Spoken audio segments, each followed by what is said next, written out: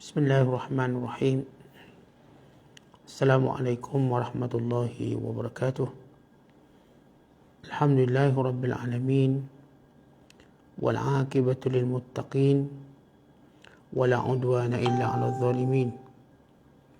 Asyhadu an la ilaha illallah wahdahu la syarika lah. Wa asyhadu anna Muhammadan abduhu wa rasuluh. Allahumma salli wa sallim wa barik ala sayyidina Muhammad wa ala alihi wa sahbihi ajma'in wa ba'du. Qala al-musannifu rahimahullahu ta'ala wa nafa'ana Allahu bihi wa bi'ulumihi fid darain amin. Berkata Imam al-Allamah Syekh Abdul Qadir Al-Jilani, semoga Allah Ta'ala merahmatinya dan kita mendapat manfaat serta barakah ilmunya. Majlis yang kedua, bicara tentang kefakiran. Telah berkata Sidi Syekh Muhyiddin Abu Muhammad Abdul Qadir Jailani radhiyallahu ta'ala anhu di majlisnya di madrasah pada 5 Syawal tahun 545 Hijriah. Biasanya engkau dipelihara Tuhan bila engkau tidak punya, jadi tidak punya apa-apa. Kelalaianmu terhadap Tuhanmu dan ketidakingatanmu kepadanya akan menjauhkan dirimu daripadanya. Kalau begitu, lebih baiklah kamu kembali sedar sebelum kamu dipukul, dihinakan, serta digigit oleh ular-ular bala bencana dan kala jengkingnya. Sebab kamu belum terasa pedihnya bala dan bencana itu, maka kamu terus berbangga diri. Ingat, janganlah kamu selalu bergembira dengan apa yang sedang kamu menikmatinya, kerana semua itu adalah suatu keadaan yang tidak tetap, yang pasti akan hilang sedikit masa lagi. Cuba lihat firman Allah Ta'ala dalam Al-Quranul Karim, hatta idza farihu bima utu akhadnahum baghtah. Nanti apabila mereka bergembira dengan apa yang diberikan kepadanya itu, maka dengan tiba-tiba kami merampasnya daripada mereka. Ini nas terakhir daripada Syekh Abdul Qadir Al-Jilani. Adapun di bawahnya penjelasan ini daripada penterjemah. Jadi kita tak baca penjelasan, kita cuma baca nas asal Syekh Abdul Qadir Al-Jilani. Jadi yang nak baca penjelasan boleh baca nanti insya-Allah taala. Syekh Abdul Qadir mengingatkan kita dalam muhasabah ringkasnya, iaitu tentang musibah kelalaian kita daripada mengingati Allah Subhanahu Wa Taala. Bila kita sebut lalai mengingati Allah ini, maka dia ada beberapa peringkat. Peringkat yang pertama ialah lalai melakukan kewajiban. Maka ini kelalaian yang paling serius. Tidak mahu mendatangi kewajiban Allah sebagaimana iblis. Bila mana Allah memerintahkannya supaya sujud kepada Adam, maka dia tidak mahu mendatanginya. Walhal nikmat yang dia ada terlalu banyak. Maka dengan itu Allah melaknat dan menghinanya. Yang kedua ialah kelalaian daripada melakukan perkara-perkara sunat. Sebagai manusia dia melaksanakan yang wajib, maka dia sudah menjadi seorang yang baik. Tetapi dia leka melakukan perkara-perkara sunat. Sedangkan perkara sunat juga dituntut, dan ini menandakan seorang sedang mengingati Allah. Kerana itu disebut dalam hadis kursi bahawa bila mana seorang hamba melakukan perkara wajib yang amat Allah cintai, kemudian dia sibuk melakukan perkara sunat, maka ini akan menambahkan cinta Allah kepadanya. Maka dia akan menyebabkan dia bertambah cinta pada Allah dan Allah bertambah cinta padanya. Maka ini keadaan yang kedua. Yang ketiga ialah kelalaian seorang dalam melakukan ketaatan. Artinya dia semayang, dia buat perkara sunat, namun dalam ibadat tadi dia masih lagi diganggu oleh duniawi, diganggu oleh gangguan-gangguan yang melupakan dia daripada Allah. Maka ini tahap yang ketiga. Dan tahap yang keempat ialah kelalaian yang dimaksudkan ialah bila hati ini berpaling mengingati perkara-perkara duniawi pada sela-sela tertentu. Maka ini juga dianggap lalai mengingati Allah. Pada makam orang yang khusus, orang yang dekat dengan Allah. Kerana itu bila Nabi SAW beristighfar, Nabi kata, inni la astaghfirullah wa atubu ilaih. Aku beristighfar kepada Allah dan bertaubat padanya. Baik, untuk apa Nabi beristighfar? Bukan kerana Rasulullah melakukan dosa, maksiat, atau meninggalkan perkara yang diperintah oleh Allah. Tidak. Sama sekali tidak. Tetapi Nabi SAW beristighfar kerana beberapa kesibukannya. Beberapa kesibukan yang berkait dengan kehidupan kemanusiaannya sedikit sebanyak mengganggunya. Maka kerana itu baginda sallallahu alaihi wasallam beristighfar. Maka ini makam yang paling sempurna. Baginda sallallahu alaihi wasallam buat semua benda ketaatan pada Allah. Tetapi baginda mencari nilai ketaatan yang lebih tinggi. Ketaatan yang lebih baik. Maka bila baginda sallallahu alaihi wasallam ialah manusia yang imannya sentiasa meningkat. Bukan semua para nabi Allah berikan iman sentiasa meningkat. Salah di sisi para nabi itu, kesalahan yang para nabi buat tidak sebagaimana kesalahan orang awam buat. Ini yang disebut oleh ulama dengan takbir yang masyhur, hasanatul abrar sayyiatul muqarrabin. Kebaikan orang yang baik masih lagi dianggap kekurangan bagi orang yang dekat dengan Allah Subhanahu Wa Taala. Maka bila kita bercakap tentang kelalaian dengan makna umum, manusia dilalaikan kerana apa? Ada 4 perkara. Yang pertama, kerana dunia yang dimilikinya. Atau dunia yang dicari, yang diburu, yang dicita-citakannya. Maka ini membentuk kelalaian. Kadang-kadang setiap hari kita nak itu, nak ini. Dan kita bimbang itu dan bimbang ini. Yang tak ada, kita bercita-cita nak. Yang ada pula, kita rasa tak cukup atau kita bimbang hilang. Maka ia sedikit sebanyak membentuk kelalaian kita. Akhirnya kita waktu solat, waktu ibadat dikacau dan diganggu. Akhirnya kita dalam muamalah kita dengan orang makin datang rasa tamak. Datang keadaan-keadaan yang menunjukkan kita seperti lupa kepada Allah Subhanahu Wa Taala. Maka dunia bila datang, dia membawa bersamanya dengan janji kelalaian. Hanya orang yang mengambilnya dengan amanah, dengan ilmu, maka orang ni selamat. Umpama dunia, tuan-tuan, bagaikan ular berbisa. Ular berbisa, walau dia seorang pelatih yang cekap, dia masih lagi berhati-hati. Dia tidak menghadap terus kepada ular, melainkan dia membelakanginya, mengambil ekornya. Kalaupun dia terpaksa berhadapan, dengan penuh langkah berhati-hati. Walaupun dia sudah digelar sebagai raja ular, ni yang belum jadi raja ular lagi teruk. Jadi begitu dia ambil dunia. Dia tahu pilih mana halalnya, mana haramnya, mana dosanya, mana pahalanya. Dia tahu memilih waktunya. Bukan cari dunia waktu tengah solat. Dia kan selepas solat, dia bergerak mencari dunia. Dia tahu waktu dibenarkan, waktu tak dibenarkan. Jangan jadi seperti Yahudi mencari dunia waktu larangan. Akhirnya Allah menukar mereka menjadi babi dan monyet. Ulama menyatakan yang babi, yang tua di kalangan mereka ditukar jadi babi, yang muda di kalangan mereka ditukar menjadi monyet. Disebabkan mereka dalam mencari rezeki tidak dapat membezakan halal dan haram waktunya. Sedangkan mereka mengatakan hari Sabtu tak boleh bekerja. Walaqad alimtumul ladzina i'tadaw minkum fis sabt fakunna lahum kunu qiradatan khasiin. Sesungguhnya kamu mengetahui tentang golongan yang melampau pada hari Sabtu, yang melanggar larangan hari Sabtu, yang mereka tetapkan pada diri mereka supaya tidak bekerja untuk pergi beribadat kepada Tuhan. Tiba-tiba mereka bekerja waktu itu, fakulna lahum, kami katakan kepada mereka, kunu kiradatan khasiin, jadilah kamu monyet-monyet yang hina. Maka ini perkara pertama yang membentuk kelalaian kita.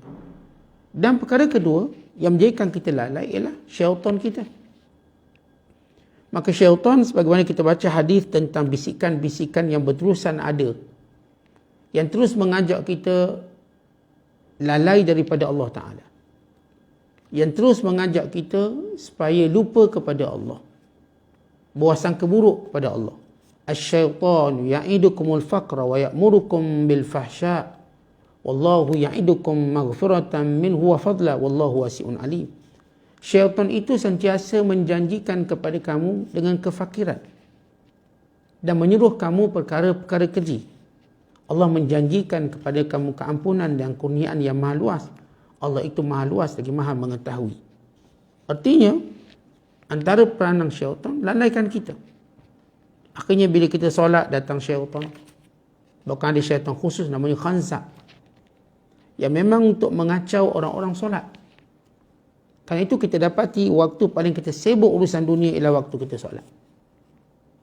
Bukan waktu kita bekerja sibuk dunia. Bukan waktu itu. Tapi bila kita mula solat, syaitan memasukkan semua dunia dalam otak kita.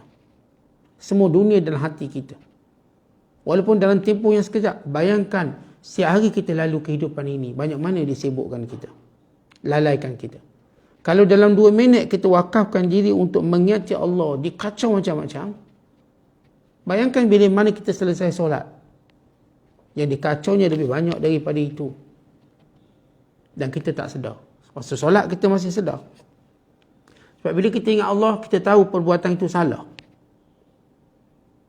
Namun bila kita selesai mengingati Allah, maka syaitan juga masuk perkara yang sama dalam solat. Cuma kita tak sedar. Sebab waktu itu kita dah sibuk dengan dunia kita. Dan yang ketiga yang menyibukkan kita, melalaikan kita dari Allah, ialah sahabat-sahabat kita, kawan-kawan kita. Bila kita silap memilih kawan, maka kawan-kawan ini melalaikan kita dari ingat Allah. Mereka berkata kita masih muda, kita enjoy dulu. Tak payahlah sibuk-sibuk nak mengaji, nak belajar, tunggu tua. Tunggu pencen kita ke masjid. Kawan-kawan kita mungkin berkata, tak apalah nanti majlis ilmu kita tengok kemudian. Kita pergi, enjoy dulu, kita buat itu dan ini. Maka kawan-kawan ini memainkan peranan. Sebab manusia, tuan-tuan, kalau hidup tanpa kawan, dia lemah. Siapa pun kita tengok, kalau hidup dia tak ada kawan, mukanya tak ceria. Hidupnya seperti macam nampak struggle, susah, stres.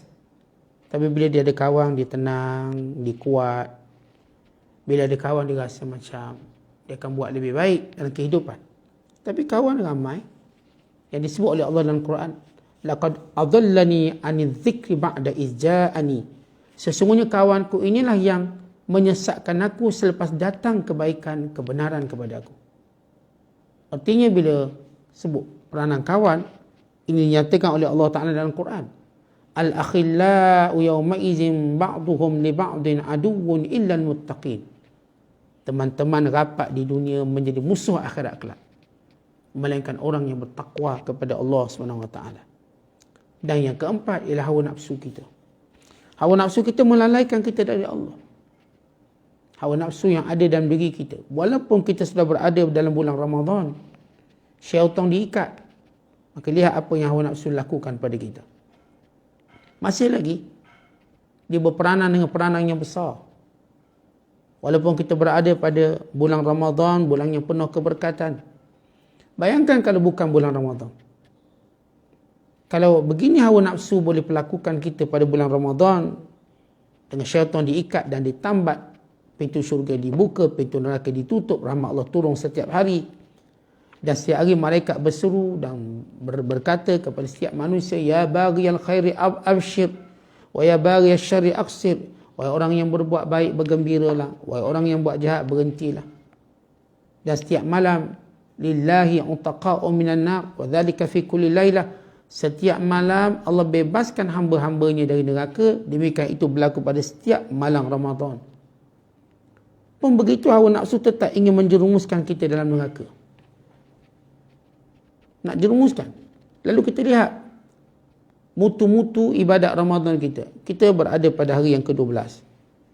Nanti ke-13, 14, 15. Kita lihat apakah sepanjang Ramadan ini ibadat kita menakut tambahkan ketakutan kita pada Allah, ataupun menjadikan tuan-tuan sekalian kita mula rasa perlu melalui cepat Ramadan ini.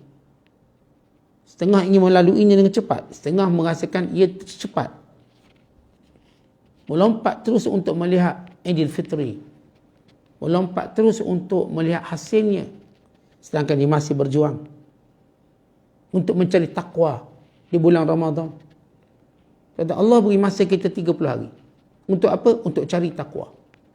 Macam kita treasure hunt, cari harta saka ataupun harta karun, harta. Kalau orang biasa buat treasure hunt ataupun cari harta. Kita bulan Ramadan kita cari takwa.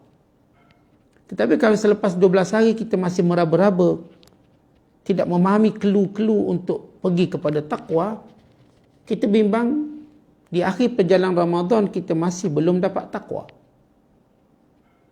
Dan ini yang disebut oleh Nabi SAW. Waktu Jibril berkata kepada Rasulullah, celakalah orang yang Ramadan telah melepasinya, falam yughfar lahu, dia tidak mendapat keampunan. Kerana di antara kesempurnaan takwa bila Allah beri keampunan kepada dia. Tidak, orang tu tak disebut takwa. Selagi mana ada dosa, dia belum ada takwanya yang sebenar. Bila Allah ampunkan dia dari dosa, maka dia mencapai tahap takwa. Maka bila Jibril AS berkata, celakalah orang yang habis Ramadan tapi masih tidak diampunkan dosa. Dengan kata lain, masih tidak mendapat takwa. Fa'ab'adahu Allah, maka Allah jauhinya daripada rahmatnya. Lalu baginda sallallahu alaihi wasallam tidak dapat tidak melainkan baginda terpaksa, Nabi terpaksa berkata amin. Amin. Sebab peluang yang diberi tadi 30 hari cari takwa. Bukan 30 minit, bukan 30 jam, tetapi 30 hari. Satu tempoh yang sebenarnya cukup mencari takwa. Tetapi lihat bagaimana hawa nafsu kita membanting kita. Bagaimana hawa nafsu kita melanyak kita. Bagaimana hawa nafsu kita terus kepada memperbanyakkan tidur, memperbanyakkan makan, memperbanyakkan hal duniawi. Sehingga Ramadan ini kita tak nampak nilai melainkan tahan makan daripada subuh sampai maghrib. Itu saja nilai yang kita dapat rasakan. Bacaan Quran kita tak ke mana, zikir kita ke mana, sedekah kita ke mana, lain-lain ibadat yang menjadi tonggak tulang tiang seri kepada Ramadan. Seolah-olah rumah Ramadan kita hanya punya satu tiang, namanya belapa. Tetapi tiang Al-Quran tak ada, tiang mulai tak ada, tiang sedekah tak ada, tiang silaturahim tak ada. Tetapi bayangkan rumah punya satu tiang, apa kekuatan rumah tersebut? Berbanding rumah yang punya banyak tiang, nampak kukuh, nampak besar, nampak diyakini, maka itulah takwa dia. Kerana itu kata Syekh Abdul Qadir, lalai kamu pada Allah dan kamu tidak ingat pada Allah, kamu jauh daripada Allah dan kamu belum sedar, nanti Allah Ta'ala akan hukum kamu. Tuan-tuan, bila Allah hukum kita ni ada dua keadaan. Wa imma tanda kita redha, wa imma tanda Allah redha, wa imma tanda Allah murka. Ini disebut dalam hadis Nabi SAW. Kata Nabi SAW, Inna Allah idha ahabba qawman ibtalahu, faman radiya falahu ridha, wa man sakata falahu sakat. Allah bila sayang seorang hambanya atau sekumpulan manusia, satu kaum, Allah uji mereka. Kalau mereka redha dengan ujian, maka itu tanda Allah redha pada mereka. Bila mana mereka marah dengan ujian, itu tanda Allah murka pada mereka. Baik, bila seorang ada dunia, lalu Allah akan uji. Bila ada anak, Allah akan uji anaknya sakit, supaya dia akan doa pada Allah. Bila ada harta, Allah uji hartanya hilang, kurang, supaya dia ingat kepada Allah. Bila dia sendiri ada kesihatan, Allah uji dia dengan sakit, supaya dia ingat Allah. Baik, ujian-ujian tadi, tuan-tuan sekalian, bila ujian tadi datang dalam keadaan kita lalai, memang sakitnya tidak terperi. Tetapi kalau ujian tadi datang dalam keadaan kita ingat Allah, maka ia ringan. Kalau seorang dah tahu, sebagai orang beriman, saya akan diuji oleh Allah, dia dah tahu, maka bila dia sakit, dia dengan mudah menyebut Alhamdulillah. Ini semua kepunyaan Allah. Kalau dia diuji dengan kekurangan harta, dia mudah menyebut Innalillah. Kenapa dia sudah faham inilah dia ragam dunia akan diuji. Tetapi ada orang yang lalai, walaupun dia baik, dia bagus. Maka bila dia kena uji, dia menerimanya dengan penuh keberatan. Maka wa'imah, dia sedar dengan ujian tersebut. Atau wa'imah akan mengubah situasi agamanya. Kerana itu Allah ingatkan kita dalam firman-Nya, hatta iza farihu bima utu akhadnahum baghtah, sehingga bila mana mereka gembira dengan apa yang kami berikan pada mereka. Maksud perkataan gembira di sini ialah sampai mereka lebih gembira daripada nikmat itu berbanding gembira dengan Allah yang memberi nikmat. Dalam Quran Allah sebut dalam surah Al-Qasas, innallaha la yuhibbul farihin. Allah tak suka orang gembira. Apa maksud gembira di sini? Tuan-tuan, cerita ni cerita Qarun. Bila Qarun punya harta yang banyak, bahkan Allah menggambarkan kekayaannya yang tak pernah digambarkan pada mana-mana manusia. Dan yang kita tak jumpa pada hari ini.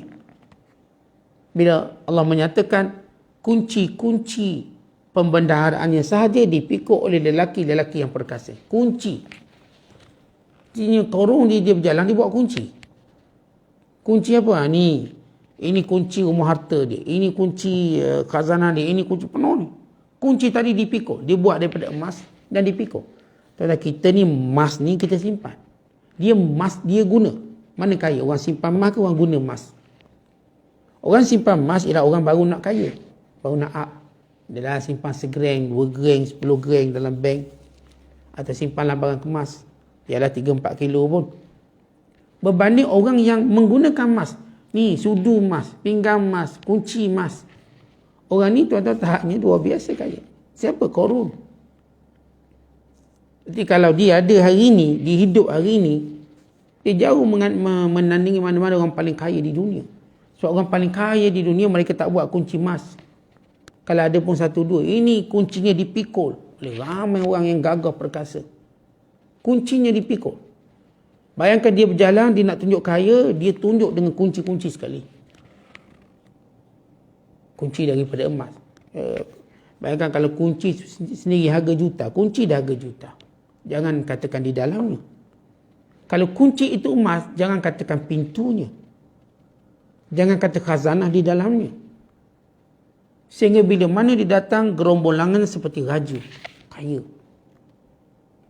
Maka apa jadi? Qarun dan orang-orang bersama dengan Qarun amat gembira dengan dunia tadi. Tuan-tuan, Allah ni cemburu. Innallaha yaghar. Sesungguhnya Allah itu cemburu. Bila mana seorang lebih suka nikmat berbanding yang memberi nikmat, maka Allah ambil nikmat. Bila mana seorang lebih suka nikmat berbanding yang memberi nikmat, Allah kurangkan nilai nikmat. Bila mana orang lebih suka nikmat berbanding yang memberi nikmat, maka Allah jadikan ia tidak ada keberkatannya. Maka ia tidak berfungsi. Banyak mana nikmat-nikmat tadi tidak berfungsi sebagaimana sepatutnya. Tidak memberi kebaikan sebagaimana sepatutnya. Bahkan kadang-kala mengundang fitnah. Kerana seorang tadi terlalu gembira dengan nikmat. Jangan gembira dengan nikmat. Gembira dengan Tuhan yang memberi nikmat. Kerana tanda Allah Ta'ala sayang pada kita. Tanda Allah Ta'ala ingat pada kita. Tanda Allah Subhanahu Wa Ta'ala sedang menguji kita. Lalu kita dengan cepat memahami ujian tadi dengan bersyukur padanya. Menyebut Alhamdulillah. Lalu membahagi-bahagikannya, berkongsi-kongsi dengannya. Dan ini orang yang faham, yang gembira dengan apa yang Allah beri pada dia. Sebab itu Nabi Allah Ayub AS, ketika mana dia mandi, tiba-tiba jatuh belalang emas. Lalu diambilnya. Lalu kata Allah, wahai Ayub, tidakkah cukup dengan apa yang aku berikan padamu? Lalu kata Ayub, ya Allah, siapa cukup dengan pemberianmu? Kerana melihat engkau yang memberi. Bukan melihat benda tu. Melihat Allah yang memberi. Tuan-tuan, umpama ni gini, kalau kita contoh raja panggil kita nak beri sesuatu. Apakah tuan-tuan gembira dengan pemberian itu ataupun kerana raja tu beri?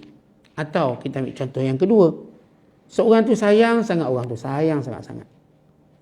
Lalu orang yang dia sayang tadi panggil dia lalu beri dia sesuatu. Apakah dia suka pada apa yang diberi ataupun kerana orang sayang tu ingat dia lalu beri pada dia? Pasti Kita suka kepada yang memberi. Tuan-tuan, kita mak ayah dah masuk umur tua ni, anak-anak dapat gaji bagi duit kat kita. Mak ni duit. Apakah kita suka duit yang anak bagi atau kita suka kerana anak tadi ingat kita? Saya tak rasa ibu ayah terlalu sukakan duit yang anak-anak bagi. Apatah lagi kalau sekiranya mak ayah pun insya-Allah ada duit, pencen yang tak habis. Dia nak makan apa gigi pun tak ada. Mak ayah, anak bagi duit. Dia nak buat apa duit tu? Sebab dia dah haji, dah pergi, makan dah tak boleh, nak beli motor pun tak boleh, nak ride jauh-jauh pun tak boleh. Tapi bila anak bagi, dia ambil. Kenapa? Dia suka dengan pemberian anaknya, bukan pada apa yang diberikan. Demikian seorang hamba patutnya, tuan-tuan sekalian, bila Allah beri pada kita, kita lebih gembira kerana Allah yang bagi. Sebab itu kita pertama terpacu di mulut kita, Alhamdulillah, segala puji bagi Allah. Kenapa diajar, dianjurkan, disuruh, diperintah sebut Alhamdulillah? Kerana gembira kita dengan Allah yang beri, bukan gembira kita dengan benda itu. Kerana Allah yang bagi. Lalu dengan benda tadilah kita cerita, Allah beri saya banyak. Sebab itu tuan-tuan, kemuncak bila kita mendapat semua benda itu, kita berkata, Zalika fadlullah yu'tihi man yasha. Hadha min fadli Rabbi. Ini semua kurniaan Tuhanku. Dan inilah kata-kata Sulaiman. Bila Nabi Allah Sulaiman, dia beri kemuncak memahami bahasa semut. Yang suaranya tak boleh didengar oleh Sulaiman. Dan difahami. Dan juga hajam, saiz semut yang terlalu kecil untuk diperhatikan oleh mana-mana pemimpin dunia. Kata mana ada pemimpin dunia yang perhati semut? Tidak ada. Nak tunjuk tak prihatinnya. Rakyat yang nak mati pun dia tak perhati. Setengah pemimpin. Ini Sulaiman. Bukan kata rakyatnya. Rakyat di kalangan binatang, semut kecil pun dia perhati. Dan yang lain-lain lagilah mendapat keadilan. Dia perhati apa kata semut. Bukan sekadar dia perhati apa kata rakyat. Nadi rakyat. Dia dengar. Ni, nadi semut pun dia dengar.